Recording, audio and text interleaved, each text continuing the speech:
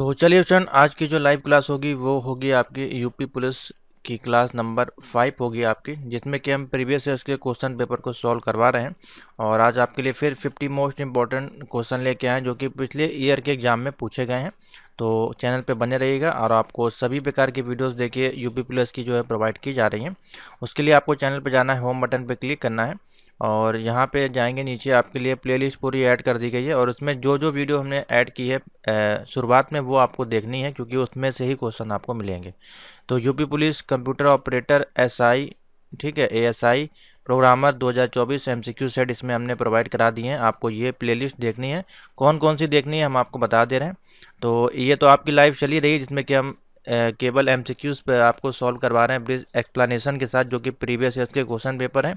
साथ ही आपको M1R5 O level की वीडियो देखनी है और M2R5 की वीडियो देखनी है, क्योंकि इसमें जावा स्क्रिप्ट, CSS और HTML से संबंधित और इंटरनेट से संबंधित क्वेश्चंस आपके दिए गए हैं।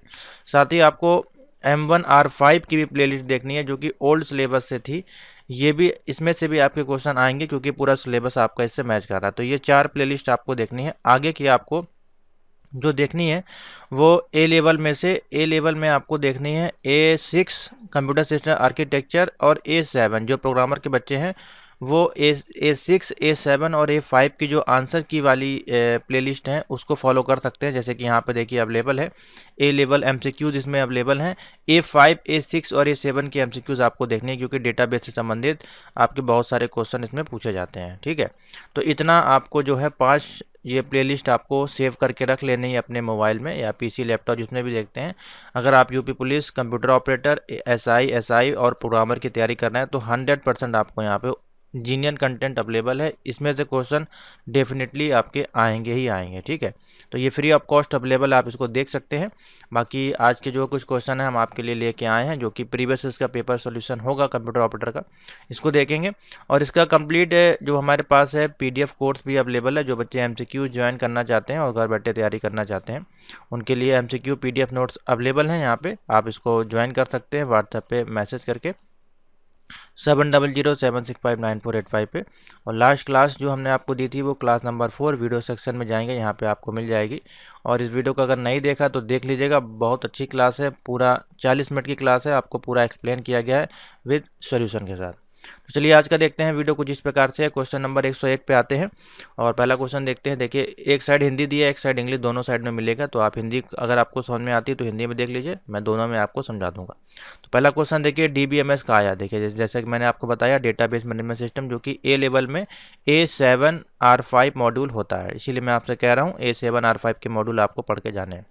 तो पहला क्वेश्चन है, a field in a table can be taken as a foreign key if. अभी जो ए लेवल का पेपर हुआ है उसमें भी ये क्वेश्चन आपका पूछा गया है। ठीक है, तो आपकी ए field in a table, foreign की जो होती है आपकी वो एक यूनिक की आपकी बनाती है। ठीक है, तो इससे पहले हम इसका आंसर आपको दिखाएं, आपको ये भी समझ लेना है कि जो आपकी टेबल्स होती हैं उसमें कितने प्रकार की आपकी बनती हैं। तो उसके लिए हम आपको एक चार्ट दिखाते हैं, जैसे कि यहाँ पे।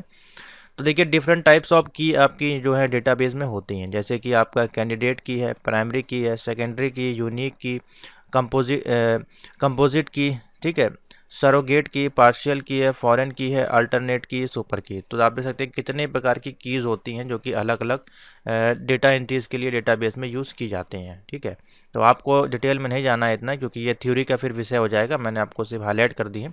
तो आपका यहाँ पे पूछा गया कौन सा, फॉरेन की। तो फॉरेन की का जो थ्योरी है वो इस प्रकार से है, फॉरेन की जो है एक यूनिक वैल्यू आपकी लेती है किसी भी टेबल में। तो बी इसका देखिए राइट आंसर आ जाएगा, इट हैज़ यूनिक वैल्यू। ठीक है, क्या हो जाएगा, it has unique value. Foreign की क्या करती है, इट आपकी यूनिक वैल्यू लेती है। तो बी इसका जो है राइट आंसर हो जाएगा। ठीक है, नेक्स्ट आते हैं। बोला जा रहा है file fragmentation mean that a file. तो फाइल फ्रेगमेंटेशन क्या होता है, बेसिकली एक आपका सॉफ्टवेयर है। ठीक है, एक आपका सॉफ्टवेयर है कुछ इस प्रकार से, आपके आपके सिस्टम सॉफ्टवेयर इसको बोलते हैं, जो कि ऑपरेटिंग सिस्टम के साथ होता है, जो कि क्या करता है आपका जो भी आपके कंप्यूटर की स्टोरेज वैल्यू होती है, यानी कि स्टोरेज मेमोरी होती है, जो कि आपकी हार्ड डिस्क होती है। ठीक है, हार्ड डिस्क में जो भी डेटा होता है उसको उसके लोकेशन को स्कैन करना या उसका रख रखाव करना, ये सारा काम फ्रेगमेंटेशन के द्वारा किया जाता है। ठीक है, तो क्या करता है, ऑप्शन डी इसका देखिए राइट आंसर हो जाएगा, is store a non contiguous location in disk. तो डी इसका देखिए राइट आंसर हो जाएगा। एक और होता है, एक फ्रेगमेंटेशन होता है, एक डी फ्रेगमेंटेशन होता है। ठीक है, और एक वर्ड दिया है कंप्रेस। तो कंप्रेस क्या है, किसी भी मेमोरी को कंप्रेस करना, बड़ी मेमोरी को छोटे मेमोरी में कंप्रेस करने के लिए बहुत सारे सॉफ्टवेयर आपके कंप्यूटर सिस्टम में दिए गए हैं। 103 नंबर बोला जा रहा है, information about the structure of database is store. देखिए डेटाबेस से क्वेश्चन आपको मिलेंगे, इसलिए ये 7 मॉड्यूल के जितने भी हमने प्रीवियस इसके MCQ सॉल्व करवाए हैं जो कि पहले एग्जामों में पूछे गए हैं, तो उसको देख लीजिएगा। तो information about structure of data is, आपका जो भी इंफॉर्मेशन आपका है डेटा का, जानकारी का, वो आपका कहाँ पे संग्रहित होता है डेटाबेस में, तो आप कह सकते हैं डेटा डिक्शनरी में। कहाँ से जहाँ जाता है, डेटा डिक्शनरी में। ऑप्शन हो जाएगा बी इसका राइट आंसर हो जाएगा। Information about the structure of database is store in data structure, यानी डेटाबेस की संरचना के बारे में जो भी जानकारी दी जाती है वो डेटा डिक्शनरी में आपका स्टोर किया जाता है। Next question 104 number, storage capacity of a disk pack consisting of 4 plates each having 2655 tracks having 150 sector पर ट्रैक, और आपका ईच जो सेक्टर्स हैं वो हैविंग 512 बाइट्स इस अप्रॉक्स में। तो बेसिकली आपका ये हार्ड डिस्क से संबंधित क्वेश्चन है। हार्ड डिस्क जैसे मान लीजिए आपकी 512 GB की है। ठीक है, तो इसमें सेक्टर्स होते हैं इस प्रकार से, इन सेक्टर्स के अंदर ही जो है आपका डेटा स्टोर रहता है। तो ये वही कह रहा है कि आपका जो 4 प्लेट है उसके सभी ट्रैक में 2655 ट्रैक हैं और उसमें 125 सेक्टर्स हैं। ठीक है, तो और ईच ईच सेक्टर हैविंग आपका कितना ले रहा है, 512 बाइट्स आपका मान लीजिए स्टोर कर रहा है। तो टोटल इसका जो है वैल्यू कितनी आएगी, तो इसका जो राइट आंसर हो जाएगा 1 GB आपका जो हो जाएगा, या 1024 MB हो जाएगा। ठीक है, तो 1024 MB कहीं दिया नहीं है, तो 1 GB इसका देखिए राइट आंसर हो जाएगा। ए इसका राइट आंसर होगा, 104 का ए। नेक्स्ट है आपका 105, which to term identify a bootable partition. तो निम्नलिखित में से 2 टर्म आपको बताने हैं जो कि बूट करने योग्य विभाजन की पहचान करते हैं। तो देखिए बूट जब हम करते हैं अपने ऑपरेटिंग सिस्टम को, यानी कि नई विंडो इंस्टॉल कर रहे हैं, उस समय पार्टीशन उसका करते हैं, तो उस समय हमारे पास क्या 2 चीज़ें होती हैं 105 का। देखिए तो एक प्राइमरी वैल्यू होती है और एक एक्टिव वैल्यू होती है। ठीक है, तो हमारे पास क्या ऑप्शन हो जाएगा, प्राइमरी और एक्टिव, इसका जो है राइट आंसर हो जाएगा। ठीक है, हाँ ये जो है देखिए एक फैट फाइल भी होती है, एक NTFS फाइल भी होती है, ये आपके हार्ड डिस्क की फाइलें हैं। ठीक है, लेकिन बूटेबल पार्टीशन के समय हमारे पास जब हम विंडोज़ को फॉर्मेट करते हैं तो वहाँ पे एक एक्टिव पार्टीशन होता है और एक प्राइमरी पार्टीशन होता है, जिसमें कि हम अपने ऑपरेटिंग सिस्टम को इंस्टॉल करते हैं, वो हमारा प्राइमरी पार्टीशन होता है, और एक्टिव पार्टीशन में हम अपना कोई भी रॉ डेटा को रख सकते हैं। 106 नंबर पर चलते हैं, when a program assign 8 bit to a pixel that pixel can display 1 of up to colour. तो आपका पूछा जा रहा है जब कोई प्रोग्राम एक पिक्सल के लिए 8 बिट प्रदान करता है तो उस पिक्सल में कितने रंग होंगे, तो 8 बिट के अनुसार इसमें जो पिक्सल कलर आएंगे वो आएंगे 256 कलर। ठीक है, 256 इसका जो है राइट आंसर हो जाएगा।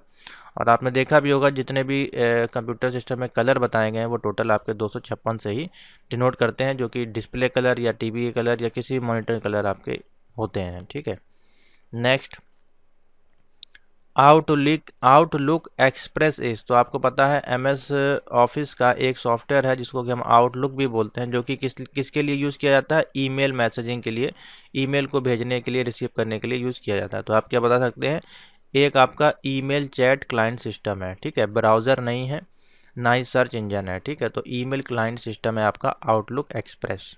तो ए इसका राइट आंसर हो जाएगा। 108 नंबर है, which of the following can not be remove by antivirus package. अब आपसे पूछा जा रहा है इसमें से कौन सा जो चारों में से जो नाम है जो एंटीवायरस के माध्यम से वो रिमूव नहीं किया जा सकता। तो देखिए एंटीवायरस का काम बेसिकली क्या होता है, आपके PC में जितनी भी फाइल्स हैं अब वो फाइल्स के फॉर्मेट हो सकते हैं, जैसे कि EXE फाइल देके दिया गया, तो ये क्या है, आपकी एप्लीकेशन प्रोग्राम होते हैं, जैसे कि फोटोशॉप हो गया, आपका MS ऑफिस हो गया, या कोई आपने गेम इंस्टॉल किया है, वो सारे किस में आते हैं, EXE में आते हैं। किस में आते हैं, EXE फॉर्मेट में आते हैं, और इनको बोलते हैं एप्लीकेशन सॉफ्टवेयर। उसके बाद देखिए वर्ड फाइल दिया गया, तो वर्ड फाइल भी आपके एप्लीकेशन सॉफ्टवेयर यानी कि एमएस ऑफिस की फाइलें हो गई। उसके बाद पीडीएफ फाइलें हैं, देखिए पीडीएफ तो आपका एडोब रीडर या फॉक्सजेट रीडर, आप किसी से भी या एडोब एक्रोबेट रीडर, तो ये सारे आपके विंडोज़ में इंस्टॉल होते हैं। किस में इंस्टॉल होते हैं? आपके ऑपरेटिंग सिस्टम में, जो कि विंडोज़ 7 है, विंडोज़ 8 है, विंडोज 10 है, विंडो 11 है, ठीक है। ये आपके डेस्कटॉप में हो सकते हैं, आपके किसी फोल्डर में हो सकते हैं। तो एंटीवायरस जब आप इंस्टॉल करते हैं तो वो इन्हीं तीनों ड्राइव को स्कैन करता है और इसमें से जो भी वायरस होते हैं या अनवांटेड इन्फेक्टेड फाइलें होती हैं या जंक फाइलें होती हैं उनको रिमूव करता है, डिलीट करता है, किल करता है। लेकिन अगर हम देखें स्पैम मेल आपके सर्वर में नहीं होता है। ये क्या है?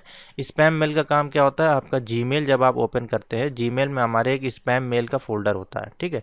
तो जीमेल तो गूगल के सर्वर में इंस्टॉल है, ठीक है। तो गूगल के सर्वर वाले जो है वहाँ पे अगर कोई एप्लीकेशन सॉफ्टवेयर इंस्टॉल किए होंगे इस वायरस को हटाने के लिए तो वो इसको मिटाएगा, ठीक है। लेकिन आपके जो सिस्टम में है वो स्पैम फोल्डर से उसका कोई मतलब नहीं होगा। तो इसमें जो है एंटीवायरस का जो option, can not remove spam mail को वो आपका एंटीवायरस रिमूव नहीं कर पाएगा, ठीक है। तो ए इसका राइट आंसर हो जाएगा। देखिए क्वेश्चन है बहुत सिंपल, लेकिन इसको समझना जरूरी था, हो सकता है कि आप इसका आंसर गलत कर दें, ठीक है। तो ए इसका राइट आंसर होगा। क्वेश्चन नंबर 109 पे आइए। The option for sending same document और letter at a different addresses. तो देखिए सेम मैसेज यानी कि एक साथ हम 100 मैसेजेस 500 मैसेजेस अगर भेजना चाहते हैं, सेम मैसेज अगर किसी को भेजते हैं डिफरेंट एड्रेस के साथ, तो उस प्रक्रिया को हम लोग क्या बोलते हैं? मेल मर्ज, जो कि हमारे एमएस ऑफिस में हम इसको यूज़ करते हैं, माइक्रोसॉफ्ट वर्ड में, ठीक है। तो मेल मर्ज इसका राइट आंसर हो जाएगा 109 का बी, ठीक है। मेल मर्ज का काम क्या होता है? सेम ईमेल को किसी भी इनविटेशन लेटर हो सकता है, ठीक है, या ज्वाइनिंग लेटर हो सकता है, या एम्प्लॉय की एप्लीकेशन लीव हो सकती है, या कोई सेलिब्रिटी मैसेज हो सकता है, उसको एक साथ हम बल्क में भेज सकते हैं अलग अलग डिफरेंट एड्रेस के साथ। तो बी इसका राइट आंसर हो जाएगा। नेक्स्ट क्वेश्चन नंबर है 110। This cell reference C has four is example of. तो सी हैज़ फोर आपका इज एग्जाम्पल ऑफ, हम किस प्रकार की सेल इसको बोलेंगे? तो इसको हम लोग बोलते हैं एब्सोल्यूट रेफरेंस सेल। जब भी हैज़ का ऑप्शन आ जाए तो हम लोग उसको बोलते हैं एब्सोल्यूट रेफरेंस सेल। ये आपके एमएस एक्सेल का क्वेश्चन है, ठीक है। तो ऑप्शन ए इसका राइट आंसर हो जाएगा। क्वेश्चन नंबर 111 है। A feature in MS Excel helping in decision making by observing the effect of change in condition one on one data set in on another data set is called MS Excel। तो देखिए simple सा question है, बोला जा रहा है MS Excel की एक विशेषता है जो कि किसी दूसरे डेटा सेट पर किसी अन्य डेटा सेट में हुए परिवर्तन के प्रभाव को दर्शाता है। तो देखिए बहुत ही सिंपल सा है। क्वेश्चन नंबर 111 है। तो जब भी कोई भी आपका डेटा होगा एम एस एक्सेल में, ठीक है, मान लीजिए कोई डेटा आपने एम एस एक्सेल में फीड किया है इस प्रकार से रो एंड कॉलम में, ठीक है, और वो आपका अनदर अनदर लोकेशन पे या अनदर डेटा को भी वो इसमें इन्वॉल्व कर रहा है, ठीक है। तो आप क्या कर रहे हैं? उसमें डेटा का एनालिसिस कर रहे हैं, डेटा को फिल्टर नहीं कर रहे हैं, ना इसकी चार्टिंग कर रहे हैं, ना ही डेटा की सीरीज। तो हम क्या कर रहे हैं? व्हाट इफ एनालिसिस, ठीक है, डेटा का जो है एनालिसिस वहाँ पे किया जा रहा है। तो ऑप्शन क्या हो जाएगा? सी इसका राइट आंसर हो जाएगा, एनालिसिस करना। नेक्स्ट 112 नंबर बोला जा रहा है। Coping format of text to different area of document is done using. अब देखिए कॉपी फॉर्मेट का यहाँ पे है जो कि टेक्स्ट है और डिफरेंट एरिया में उस डॉक्यूमेंट को यूज़ किया जा रहा है। तो किस फॉर्मेट के माध्यम से हम उसको यूज़ कर पाएंगे? तो देखिए दिया गया है फॉर्मेट में जाके पैराग्राफ में, या फिर फॉर्मेट पेंटर का यूज़ करके, या फिर एडिट के साथ कॉपी का यूज़ करके, या फिर कैन नॉट बाई डन। तो देखिए 112 का जो ऑप्शन हो जाएगा बी हो जाएगा, फॉर्मेट पेंटर का आप यूज़ करके किसी भी टेक्स्ट को डिफरेंट एरिया के डॉक्यूमेंट में डन कर सकते हैं या फिर कॉपी फॉर्मेटिंग कर सकते हैं। तो ऑप्शन हो जाएगा बी इसका राइट आंसर हो जाएगा, फॉर्मेट पेंटर। ये ऑप्शन आपका वर्ड वगैरह में दिया रहता है। नेक्स्ट है to connect a text phrase in a document to another document we use. तो देखिए कोई डॉक्यूमेंट है आपका, ये मान लीजिए, ठीक है, और आपको इधर डॉक्यूमेंट में उसको कनेक्ट करना है, एक दूसरे से कनेक्ट करना है। तो एक दूसरे से कनेक्ट करने के लिए एमएस वर्ड में एक फीचर दिया होता है, एक होता है बुक मार्क का फीचर, ठीक है, और एक होता है आपका हाइपर लिंक का फीचर। ठीक है, तो देखिए इसमें दोनों ही ऑप्शन दिए गए हैं, हाइपर लिंक भी दिया है, बुक मार्क भी दिया गया है। लेकिन यहाँ पे किसी टेक्स्ट डॉक्यूमेंट को अनदर डॉक्यूमेंट में यूज़ करना है, तो उसके लिए जो हम यहाँ पे यूज़ करेंगे वो यूज़ करेंगे 113 का है, बी ऑप्शन हो जाएगा, हाइपर लिंक का यूज़ करा जाएगा। ठीक है, बुक मार्क का होता है किसी एक लोकेशन से दूसरी लोकेशन को बुक मार्क यानी कि लिंक करना। लेकिन कोई डॉक्यूमेंट है उसको एक लोकेशन से दूसरे लोकेशन हो सकता है वो लिंक के माध्यम से, हो सकता है वो किसी ड्राइव में हो या कहीं पे भी हो सकता है। तो उस केस में हम इंसर्ट पे जाएंगे और हाइपर लिंक फीचर को एक्टिवेट करेंगे। ठीक है, इसका शॉर्टकट की होता है कंट्रोल दबा के। तो बी इसका राइट आंसर हो जाएगा। नेक्स्ट है मैक्रोज इन एम एस एक्सेल में be best describe as follow. तो मैक्रो आपके क्या होते हैं उसको आपको डिस्क्राइब करना है, 4 ऑप्शन दिए गए हैं। तो देखिए मैक्रो का काम क्या होता है बेसिकली, आपके जो भी इंस्ट्रक्शन आप किसी भी प्रोग्राम में दे रहे हैं, कोई भी आपने प्रोग्राम चलाया है, ठीक है, कोडिंग आप कर रहे हैं या कुछ भी कर रहे हैं, एक्सेल में बेसिकली इसका अधिकतर यूज़ किया जाता है। तो इसको चलाने के बाद हमें उसका इंस्ट्रक्शन लेना होता है, उसकी रिकॉर्डिंग करनी होती है और प्रोग्राम को बनाना होता है, जिससे कि हम बाद में उसका यूज़ कर सकते हैं दूसरे सेल्स में, हमको दोबारा एंट्री ना करनी पड़े। तो हम क्या करते हैं, सी दे के इसका राइट आंसर हो जाएगा 114 का, जो कि है recording instruction in M S एक्सेल और creating small program to be repeatedly, यानी हमको रिपीट भी करना है प्रोग्राम को प्ले करने के लिए थोड़ा शॉर्टकट की। तो सी इसका राइट आंसर हो जाएगा। नेक्स्ट 115 है defining a constraint and rules regarding the range and type of data can be inputted in a worksheet range in M S Excel is called. तो इधर हिंदी में समझ लीजिए, एम एस एक्सेल की worksheet जो है उसमें रेंज में इनपुट करने के लिए आने वाली बाधाओं और नियमों से संबंधित डेटा के जो प्रकार होते हैं उसको क्या बोलते हैं, तो उसको हम लोग बोलते हैं डेटा वैलिडेशन। ठीक है, क्या बोलते हैं, डेटा वैलिडेशन। तो सी इसका राइट आंसर हो जाएगा। नेक्स्ट है it is possible to calculate using formula in M S Word using which option. तो बिल्कुल पॉसिबल है, एम एस वर्ड में हम फार्मूला का यूज़ कर सकते हैं, लेकिन उसके लिए हमको एम एस, ये देखिए जो जितने भी क्वेश्चन पूछे जा रहे हैं एम एस ऑफिस 365 आपका जो वर्जन है, लेटेस्ट वर्जन है, उससे ये क्वेश्चन लिए गए, उसमें ये लेटेस्ट फीचर दिए गए। अगर आप ऑफिस 2007 यूज़ कर रहे हैं, 10 यूज़ कर रहे हैं, 13 यूज़ कर रहे हैं, 16 यूज़ कर रहे हैं, 19 यूज़ कर रहे हैं या 21, देखिए इतने वर्जन आ चुके हैं। अगर आप इनमें से कोई यूज़ कर रहे हैं, हो सकता है ये फार्मूला वाला फीचर आपके में ना दिया हो। ठीक है, तो इसलिए मैं आपको बता रहा हूँ जिनके पास ऑफिस 365 है वो उसमें ये फीचर दिया गया। तो 116 का जो देखिए इसमें ऑप्शन बनेगा वो डी हो जाएगा, नन ऑफ दी अबव। ठीक है, क्योंकि एक एक फीचर होता है, एक ऑप्शन होता है लेआउट करके, लेआउट करके जो ऑप्शन होता है उसमें ये आपका फॉर्मूला वाला सेक्शन दिया होता है, लेकिन इसमें कहीं भी लेआउट का ऑप्शन नहीं दिया गया, इसलिए तीनों ऑप्शन नहीं होंगे, डी इसका राइट आंसर हो जाएगा, नन ऑफ दी अबव। ठीक है,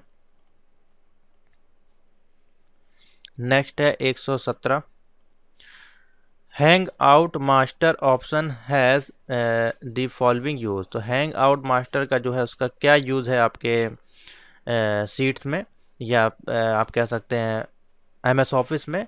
तो हैंग आउट का बेसिकली यूज़ किया जाता है प्रेजेंटेशन के लिए। ठीक है, presentation that you wish you make a visible, make available, या फिर header footer date and time के लिए यूज़ किया जाता है, या फिर अलाउ करता है miniature presentation of slide on paper. तो डी इसका देखिए राइट आंसर हो जाएगा, सभी कार आपका ये सभी टास्क के परफॉर्म करता है। तो ऑप्शन हो जाएगा डी, बेसिकली ये आपका प्रेजेंटेशन में यूज़ होता है।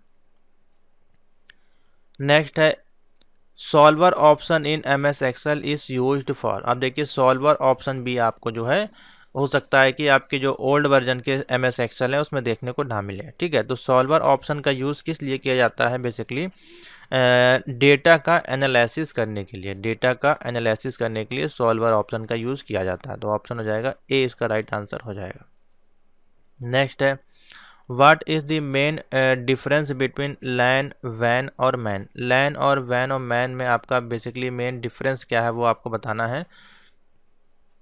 देखिए कॉस्ट ऑफ सेटअप या फिर their name, there data rate, ये तो ऑप्शन नहीं होंगे। हाँ, ये आपके सभी जो हैं वो एक जियोग्राफिकल कवरेज आपके करते हैं। ठीक है, तो ऑप्शन डी इसमें देखिए राइट आंसर हो जाएगा, जियोग्राफिकल कवरेज।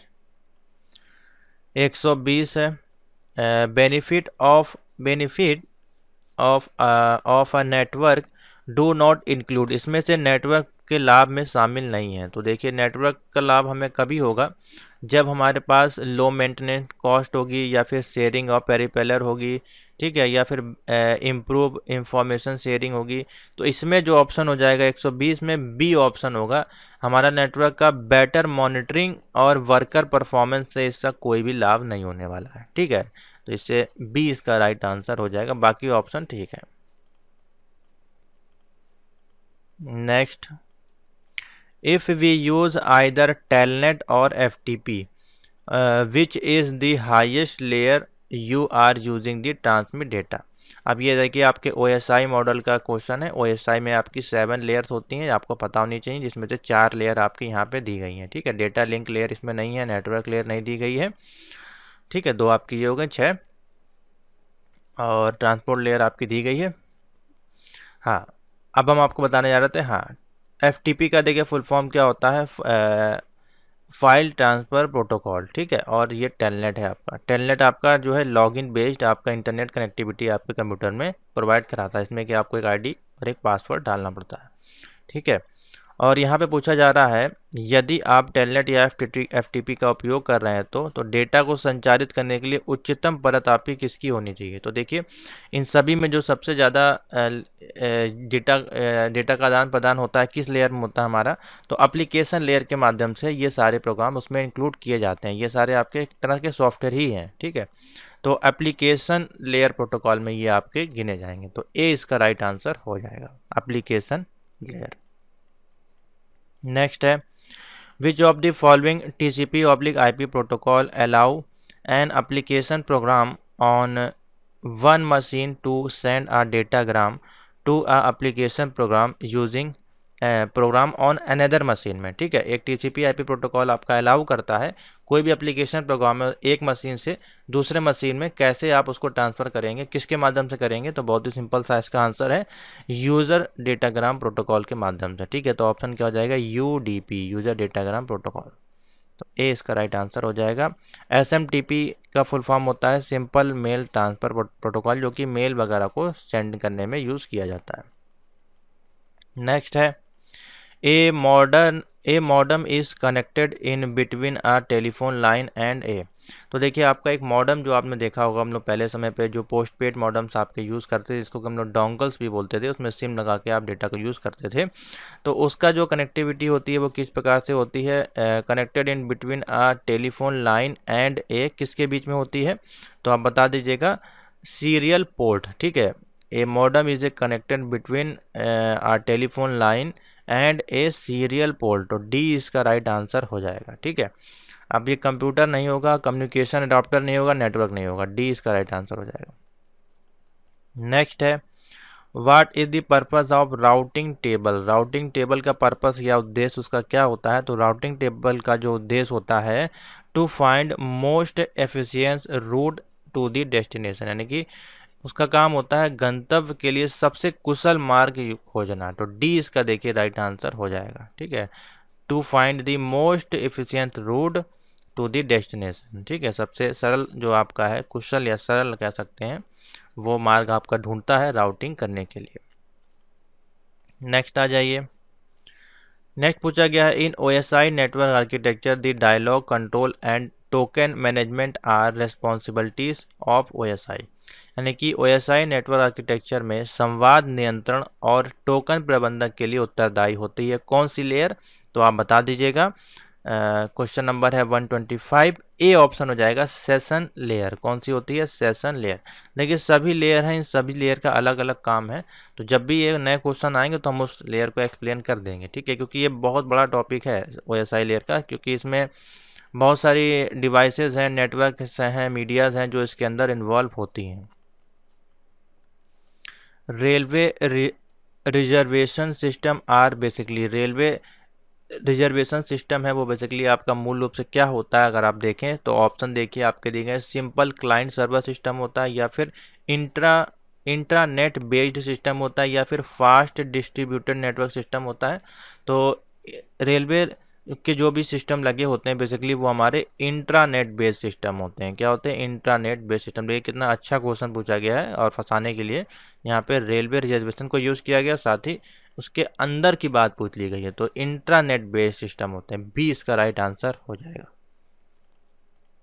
नेक्स्ट आते हैं, which of the following is essential of वैन हार्डवेयर। तो वैन आपका होता है वाइड एरिया नेटवर्क, ठीक है। वैन हार्डवेयर के अंदर कौन सा हार्डवेयर के लिए आवश्यक है, ठीक है। वैन अगर हम यूज़ कर रहे हैं वाइड एरिया नेटवर्क, जो कि एक लार्ज एरिया नेटवर्क है, यानी कि एक बिल्डिंग से दूसरे बिल्डिंग, एक शहर से दूसरे शहर के लिए अगर इसको यूज़ किया जा रहा है, तो कैसे इसको हम कनेक्ट करेंगे? ब्रिज के माध्यम से, स्विच के माध्यम से, राउटर के माध्यम से, या फिर फायरवॉल के माध्यम से। तो 127 का देखिए ऑप्शन हो जाएगा, ए हो जाएगा। इसमें हम ब्रिज नेटवर्क बनाते हैं, ठीक है। तो ब्रिज इसका राइट आंसर हो जाएगा। जैसे कि हम एक शहर से दूसरे शहर को कनेक्ट करने के लिए ब्रिज या पुल्स को कनेक्ट करते हैं या हाईवेज बनाते हैं, उसी प्रकार से नेटवर्क में वाइड एरिया नेटवर्क को कनेक्ट करने के लिए हम ब्रिजेस वहाँ पे बनाने पड़ते हैं। तो ऑप्शन हो जाएगा ए इसका राइट आंसर। नेक्स्ट है, what protocol is use to find the hardware address और अ लोकल डिवाइस। तो हार्डवेयर एड्रेस अगर हमको फाइंड करना है अपने लोकल डिवाइस पे, लोकल एड्रेस डिवाइस पे, तो हम किसके माध्यम से करेंगे? ARP, ठीक है। ARP इसका राइट आंसर हो जाएगा। देखिए ARP का मैं आपको फुल फॉर्म अगर दिखाऊं, क्वेश्चन नंबर 128, तो मैंने इसमें फुल फॉर्म तो ऐड नहीं किया है। चलिए इसको हम कॉपी करके ले चलते हैं गूगल पे, और इसका आपको फुल फॉर्म पता होना चाहिए, क्योंकि हो सकता है ये पूछ लिया जाए। तो ARP का देखिए मतलब बेसिकली होता क्या है, तो देखिए इसको बोलते हैं एड्रेस रिजोल्यूशन प्रोटोकॉल, ठीक है। एड्रेस रिजोल्यूशन प्रोटोकॉल आपका जो होता है वो होता है आपका ARP, ठीक है। तो ऑप्शन हो जाएगा। देखिए अगर फुल फॉर्म पता होगा तो आपको आधा आंसर इसमें मिल सकता है, ठीक है, इसलिए इसमें फुल फॉर्म नहीं लिखा गया। तो ऑप्शन हो जाएगा बी इसका राइट आंसर हो जाएगा। 129 पे आ जाइए। What is the drawback of using a bus topology? What is the drawback of using a bus topology? तो आप कह सकते हैं ड्रॉबैक बता रहा है, ठीक है, यानी कि उसका उपयोग करने के लिए ड्रॉबैक क्या है बस टोपोलॉजी का। तो बस टोपोलॉजी आपकी कुछ इस प्रकार से टोपोलॉजी यूज होती है, ठीक है। एक प्रकार से सीरियल बस में हमारा जो है ये कनेक्टिविटी चलती है, ठीक है, जो कि सीरीज पैटर्न में चलती है। बस है, स्टार, रिंग, मैश, ये सारी आपकी टोपोलॉजीज होती हैं। तो 129 का देखिए ऑप्शन क्या बनेगा इसमें, बी ऑप्शन बनेगा। ये आपका क्या करता है? Performance degrade as additional computer are added और आ हैवी ट्रैफिक, यानी कि अगर आप इसमें ट्रैफिक बढ़ाते जाएंगे तो क्या होगा, इसका परफॉर्मेंस आपका डिक्रीज हो, परफॉर्मेंस उसकी क्षमता जो कार्य क्षमता है वो घट जाएगी और आपका हैवी लोड आ जाएगा, ठीक है। तो बी इसका राइट आंसर हो जाएगा। नेक्स्ट है, port address in TCP IP इस बिट, कितने कितने बिट की होती है आपकी पोर्ट एड्रेस TCP IP की? तो आप बता सकते हैं 16 बिट में इसमें यूज़ हो जाती है, ठीक है। 16 बिट इसमें यूज़ किया जाता है। 32 बिट आपके किस वर्जन में होते हैं? तो आप बता दीजिएगा IPv4, ठीक है।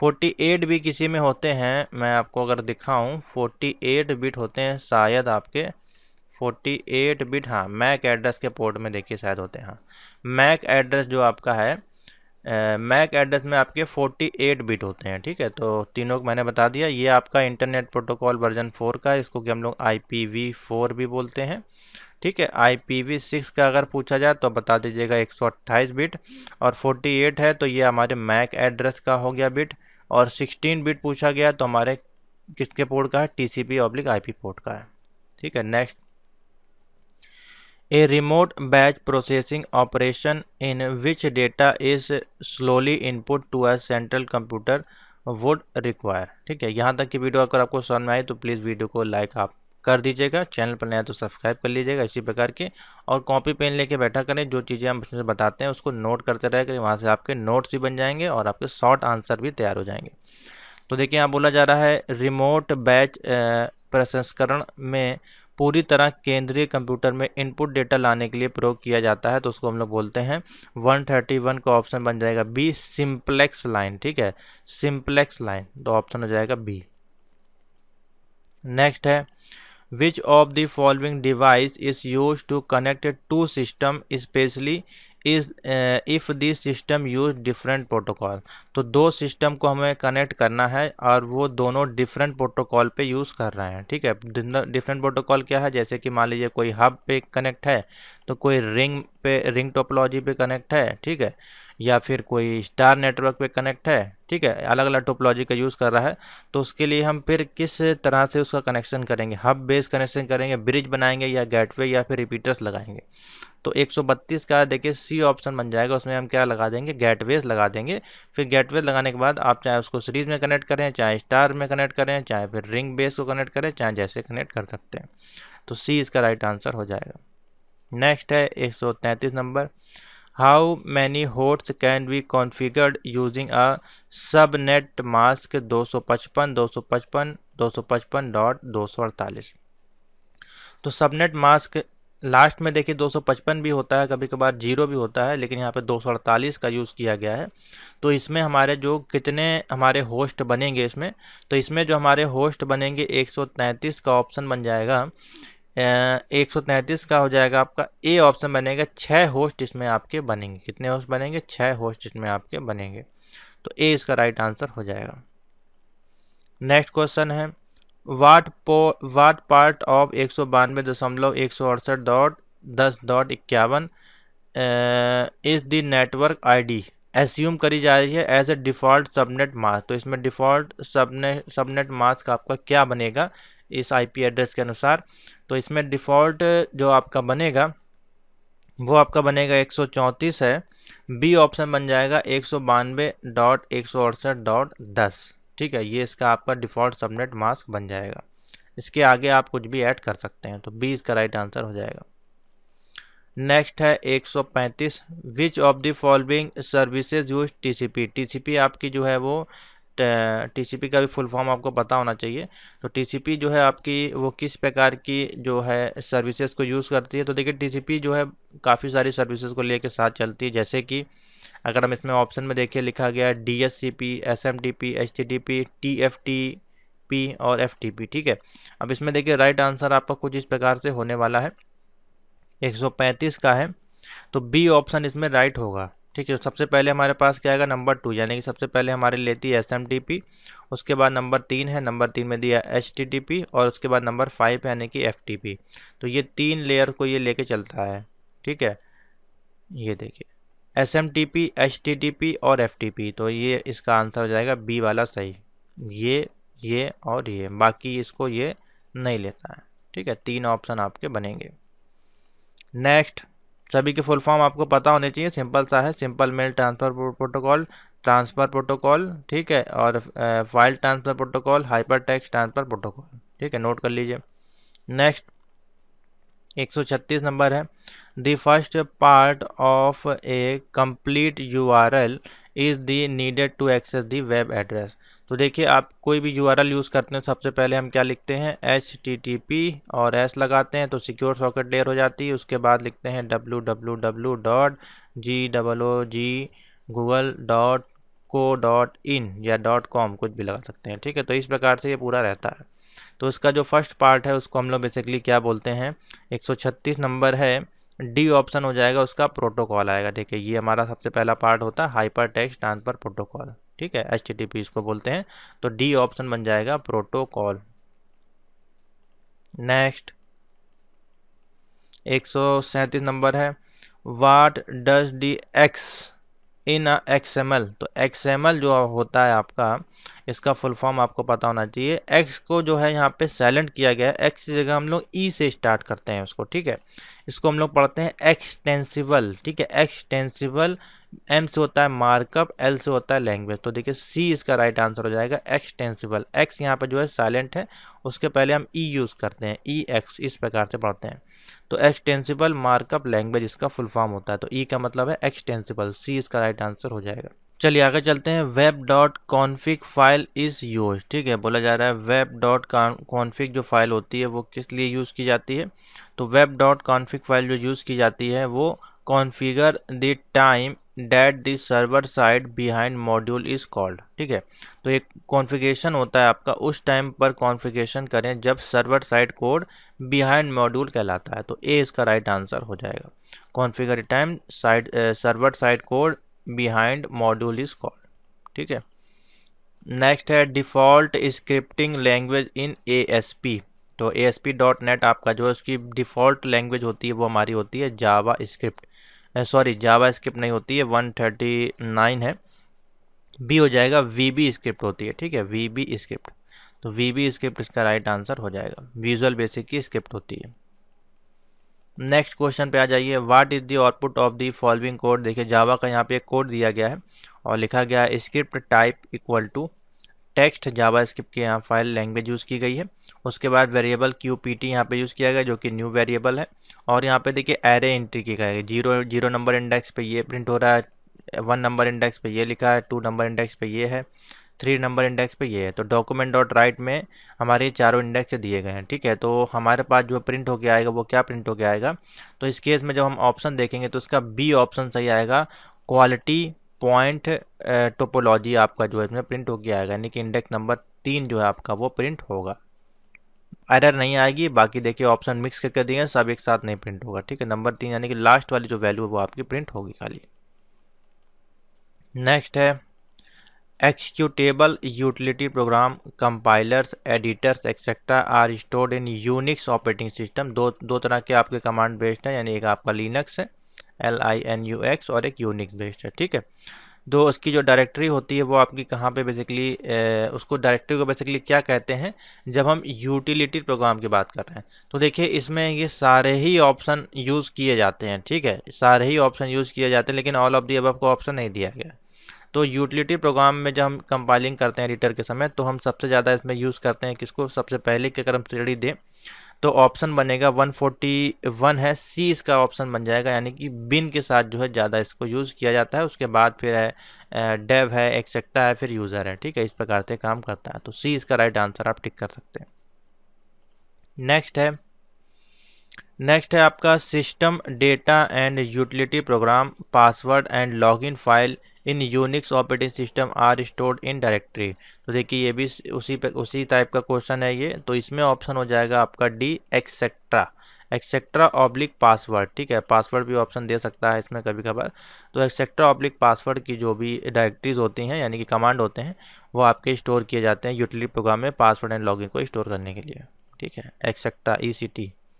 नेक्स्ट है when creating a web document what format is used to express an images height and width। ठीक है, तो इसमें देखिए जो बेसिकली ये क्वेश्चन बहुत सिंपल सा है लेकिन इसमें आप कंफ्यूज हो सकते हैं। जैसे कि बोला गया है वेब दस्तावेज बनाते समय इमेज की जो ऊंचाई और चौड़ाई होती है। ठीक है, कोई आप इमेज क्रिएट कर रहे हैं उसमें हाइट देंगे और उसकी विड्थ देंगे। ठीक है, तो उसका जो फॉर्मेट होता है वो किस में जाता है, तो इमेजेस जो हमारे हैं वो किस में काउंट किए जाते हैं, पिक्सल में काउंट किए जाते हैं, ना कि इंचेस डॉट। ये आप कर सकते हैं लेकिन बेसिकली अगर जो उसका कंप्यूटराइज फॉर्मेट है उसको हम लोग बोलते हैं पिक्सल।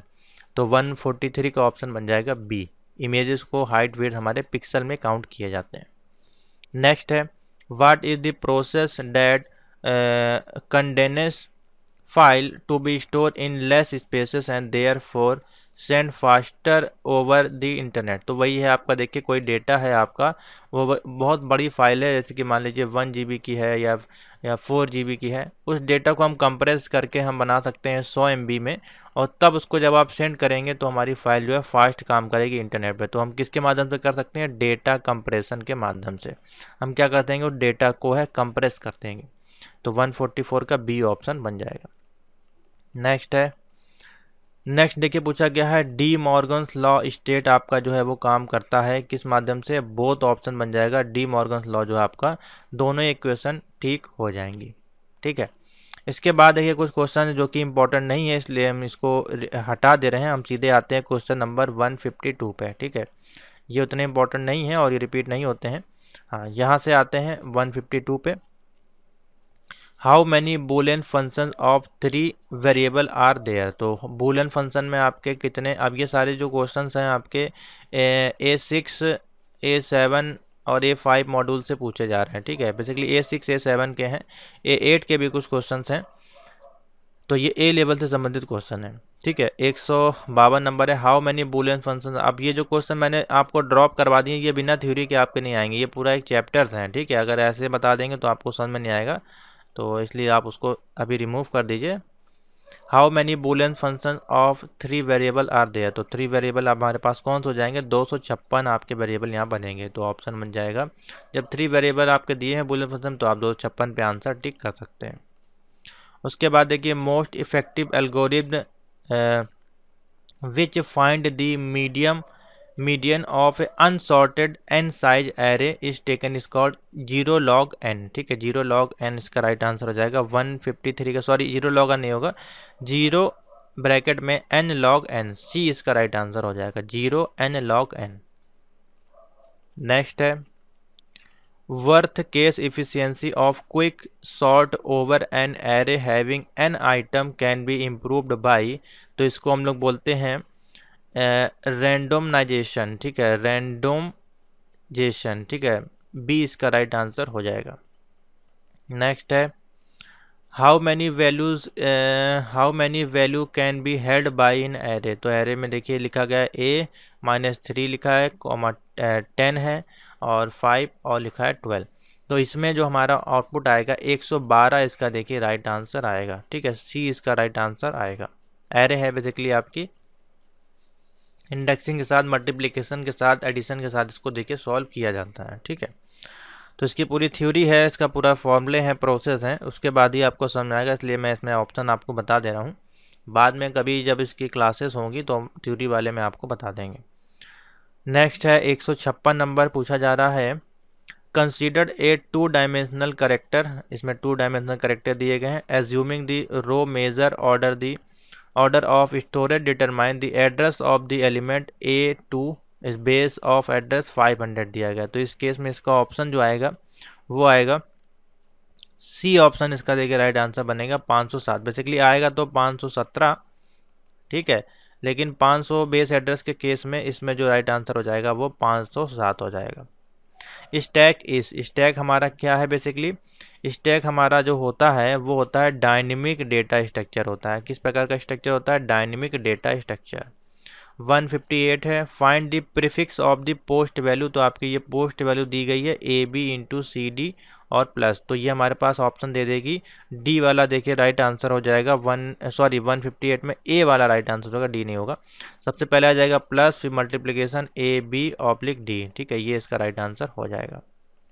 नेक्स्ट है 159, कोई can be used to implemented, कोई है आपकी वो क्या इम्प्लीमेंटेड कर सकती है, तो उसको बोलते हैं BFS, ठीक है, फर्स्ट इन फर्स्ट आउट आपका जो फॉर्मूला इसमें चलता है, तो ऑप्शन बन जाएगा BFS, इसका जो है राइट आंसर हो जाएगा। Next, in a queue if value of front pointer is equal to rear pointer then queue. अब देखिए इन क्वी में आपका है, ये आपके सारे चैप्टर्स हैं ए लेवल के, ठीक है, उसमें जो फ्रंट पॉइंटर है वो आपके इक्वल है रियल पॉइंटर के, तो उसको हम लोग क्या बोलेंगे, जब देखिए दोनों इक्वल हो जा रहे हैं आपके दोनों ही पॉइंटर, तो क्या होगा, उस समय मेमोरी हमारी फुल हो चुकी होगी, तो क्या हो जाएगा, इज फुल, तो बी इसका राइट आंसर हो जाएगा, ठीक है। तो ये थे आपके कुछ मोस्ट इंपॉर्टेंट क्वेश्चन, करीबन 101 से स्टार्ट हुआ था और 160 तक है, तो ये 60 क्वेश्चन थे आपको, जिसमें से मैंने 4-5 आपका ड्रॉप करा दिए थे, तो 55 क्वेश्चन का ये पूरा सॉल्यूशन था प्रीवियस ईयर्स का, और इसमें सभी मॉड्यूल के क्वेश्चन आए हैं, ठीक है।